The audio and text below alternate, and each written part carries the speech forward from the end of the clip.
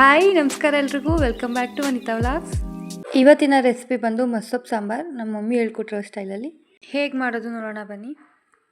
ನಾನು ಒಂದು ಬೌಲಷ್ಟು ತೊಗರಿ ಬೇಳೆನ ತೊಗೊಂಡಿದ್ದೀನಿ. ಚೆನ್ನಾಗಿ ವಾಶ್ ಮಾಡಿಕೊಂಡು ಒಂದು ಕಟ್ ಪಾಲಕ್ ಸೊಪ್ಪು, ಒಂದು ಕಟ್ ಸಬ್ಸಿಗೆ ಸೊಪ್ಪನ್ನ ನೀಟಾಗಿ ಕ್ಲೀನ್ ಮಾಡಿ ಹಾಕ್ಕೊಂಡು 3 ಟೊಮೆಟೊ, ಒಂದು ಈರುಳ್ಳಿ, ಒಂದು ಗೆಡ್ಡೆ ಬೆಳ್ಳುಳ್ಳಿ ಹಾಕಿ ಒಂದು 3-4 ಲೋಟ ನೀರನ್ನ ಹಾಕಿ ಕ್ಯಾಪ್ ಕ್ಲೋಸ್ ಮಾಡಿ ಒಂದು 4-5 ವಿಜಿಲ್ ಕೂಗಿಸ್ಬೇಕು. ಯಾಕಂದರೆ ಅದು ನೀಟಾಗಿ ಸ್ಮ್ಯಾಶ್ ಆಗಬೇಕಲ್ವಾ. ಸೊ ಕುಕ್ಕರ್ ಆರಿದ್ಮೇಲೆ ಕ್ಯಾಪ್ ಓಪನ್ ಮಾಡಿಕೊಂಡು ಬೇಯಿಸ್ಕೊಂಡಿರೋ ಟೊಮೆಟೊನ ಮಿಕ್ಸಿ ಜಾರಿಗೆ ಹಾಕೋತಾ ಇದ್ದೀನಿ.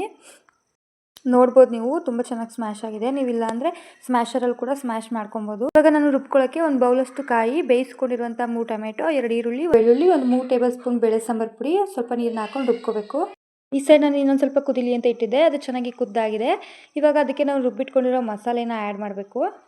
ನೆಕ್ಸ್ಟ್ ಕನ್ಸಿಸ್ಟೆನ್ಸಿ ನೋಡಿಕೊಂಡು ನೀರನ್ನ ಹಾಕ್ಕೊಂಡು ರುಚಿಗೆ ತಕ್ಕಷ್ಟು ಉಪ್ಪನ್ನ ಹಾಕೋಬೇಕು. ಸ್ವಲ್ಪ ಗಟ್ಟಿಗೆ ಇರಲಿ ಸಾಂಬಾರು, ತೆಳುವಾಗಿದ್ರೆ ಚೆನ್ನಾಗಿರಲ್ಲ.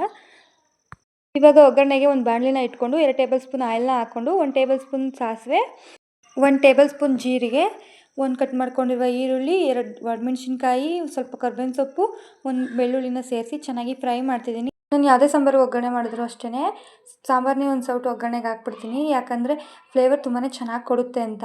ಸಾಂಬಾರಿಗೆ ಒಗ್ಗರಣೆ ಹಾಕಾದ್ಮೇಲೆ ಒಂದು 5-10 ನಿಮಿಷ ಚೆನ್ನಾಗಿ ಕುದಿಸಿದ್ರೆ ಮಸ್ಸೊಪ್ಪು ಸಾಂಬಾರು ರೆಡಿ. ಈ ಥರ ಗಟ್ಟಿಯಾಗಿ ಇರಬೇಕು ಸಾಂಬಾರು ಕನ್ಸಿಸ್ಟೆನ್ಸಿ. ಮುದ್ದೆ ಜೊತೆ, ರೈಸ್ ಜೊತೆ ತುಂಬಾ ಚೆನ್ನಾಗಿರುತ್ತೆ. ನನಗಂತೂ ತುಂಬ ಇಷ್ಟ ಮಸ್ಸೊಪ್ಪು ಸಾಂಬಾರು. ಸೊ ನೀವು ಒಂದ್ಸಲ ಟ್ರೈ ಮಾಡಿ ನೋಡಿ, ಹೆಂಗೆ ಬಂತು ಅಂತ ಕಮೆಂಟ್ ಬಾಕ್ಸಲ್ಲಿ ತಿಳಿಸಿ. ಮತ್ತಷ್ಟು ವೀಡಿಯೋಸ್ಗೋಸ್ಕರ subscribe Vanitha vlogs. Thank you for watching.